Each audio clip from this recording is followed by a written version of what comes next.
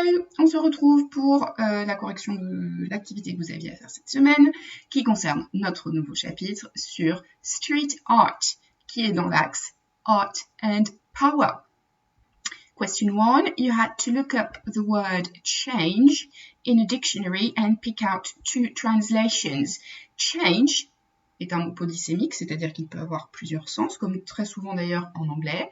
Change peut vouloir dire le changement, ça peut être aussi le verbe changer, ou la monnaie dans le sens les petites pièces que vous pouvez avoir qui traînent au fond de votre porte-monnaie.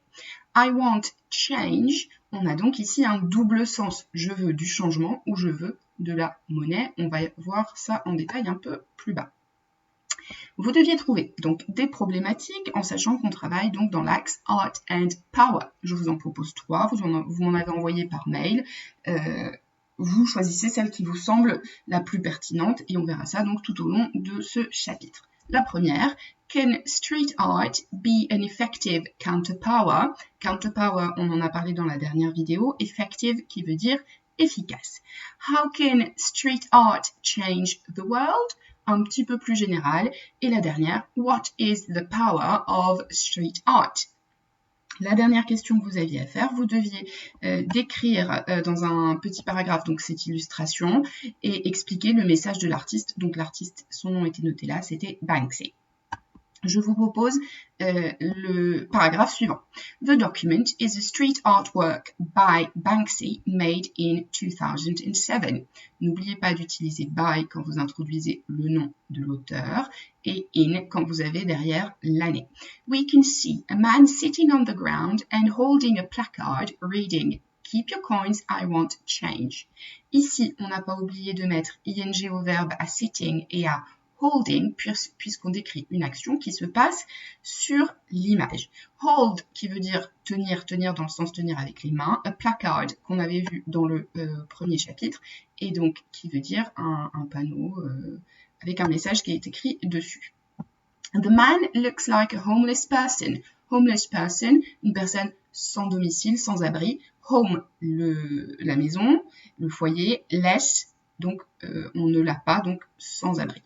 He's not asking for money. He's not asking for money parce qu'il nous dit keep your coins, gardez vos pièces. Donc il ne nous demande pas d'argent. He's asking for change. Change, le deuxième sens, donc on avait vu plus haut. Ici, ce qu'il demande, c'est du changement et non pas de l'argent. It is striking because the message is simple. The work is a black and white stencil on a red background, so it catches the eye.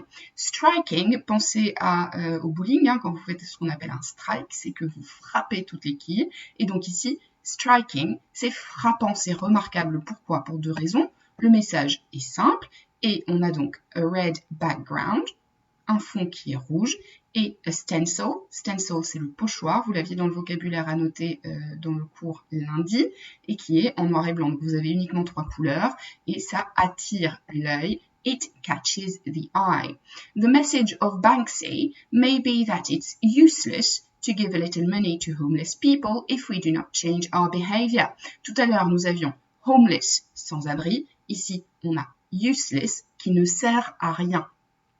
Donc, ça ne sert à rien de donner de l'argent si on ne change pas notre comportement. The system needs to change to eradicate homelessness. Homelessness, c'est ce qu'en français on appelle le sans-abrisme, donc c'est le fait de ne pas avoir de logement ou de logement fixe.